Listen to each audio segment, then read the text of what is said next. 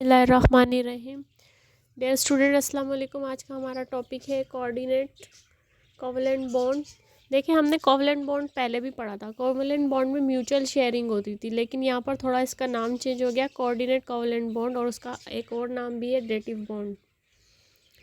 अब यहाँ पे क्या बोल रहे हैं, यहाँ बोल रहे हैं in this topic we have learned each atom contribute one electron to form covalent bond. However, covalent bond can be formed between two atoms even only one of the atom contribute both electron constituting the covalent bond. हमने क्या पढ़ा था कि covalent bond में mutual sharing हो रही थी, मतलब एक एटम अपने इलेक्ट्रॉन दे रहा था तो दूसरा भी उतने ही इलेक्ट्रॉन दे रहा था। एक दे रहा था तो दूसरा भी एक दे रहा था। अगर दूसरा दो दे रहा था अपने इलेक्ट्रॉन, तो दूसरा उसका एटम भी अपने दो इलेक्ट्रॉन दे रहा था। जिस तरह कोई दोस्त होते हैं, आपस में इक्वल शेयरिंग करते हैं। अगर एक चीज़ एक बच्चा खिला रहा है तो दूसरा भी उतनी चीज़ खिला रहा है, इस तरह।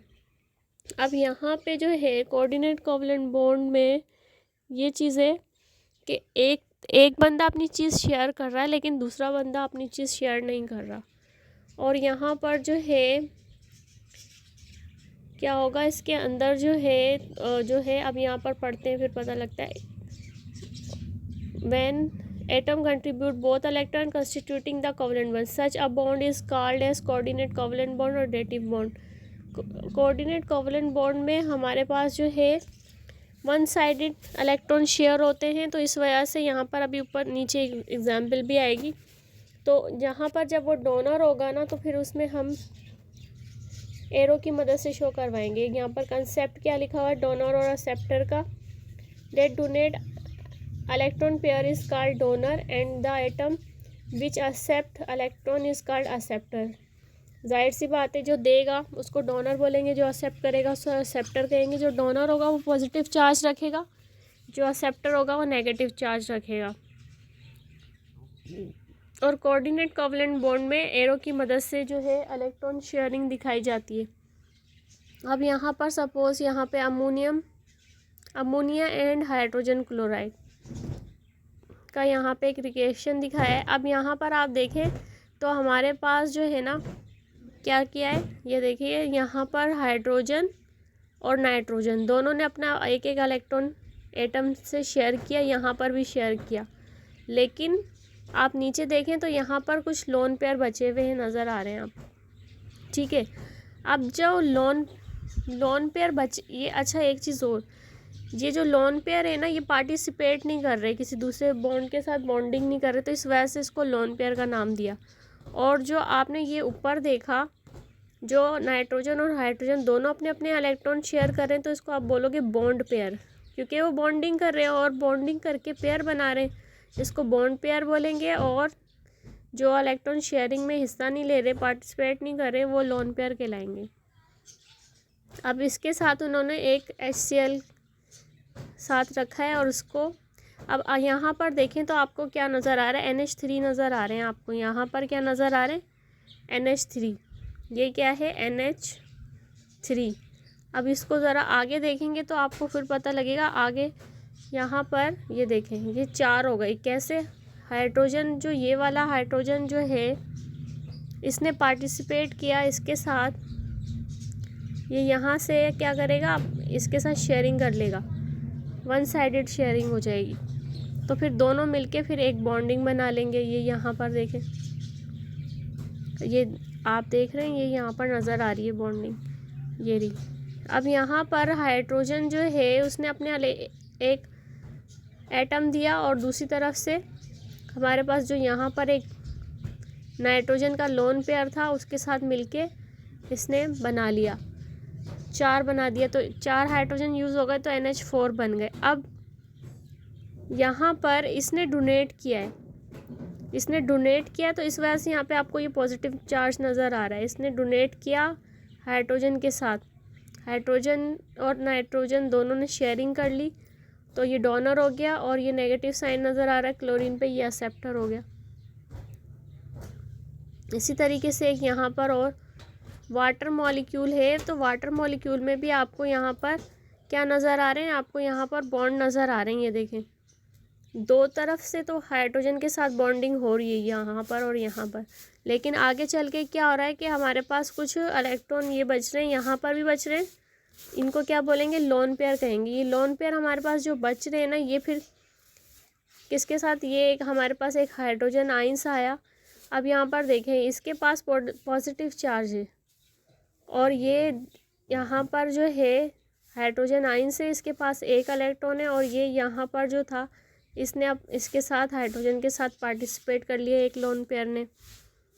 यहाँ पर पार्टिसिपेट एरो की मदद से दिखाई हुई। अब इसने इसके साथ जब शेयरिंग की तो आप देखिए यहाँ पर नीचे वाले लोन पेयर बचे हुए, ऊपर वाले जो हैं उसके साथ बॉन्डिंग हो गई। तो ये हाइड्रोजन यहाँ पर इस दो थे वाटर मॉलिक्यूल और एक एक्स्ट्रा हाइड्रोजन था जिसको हाइड्रोनियम आइंस कहेंगे, मिलके इन्होंने हाइड्रोनियम आइंस बना दिए। 3 हाइड्रोजन हो गए और एक ऑक्सीजन हो गया।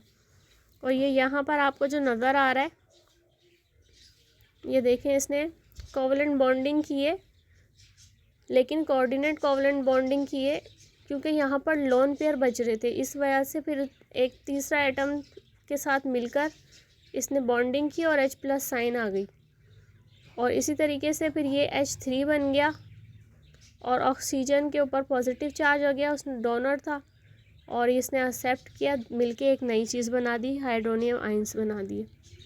इसी तरीके से मेटेलिक बॉन्डिंग जो है, metallic bonds are form by the attraction between metal ions and delocalize mobile electron.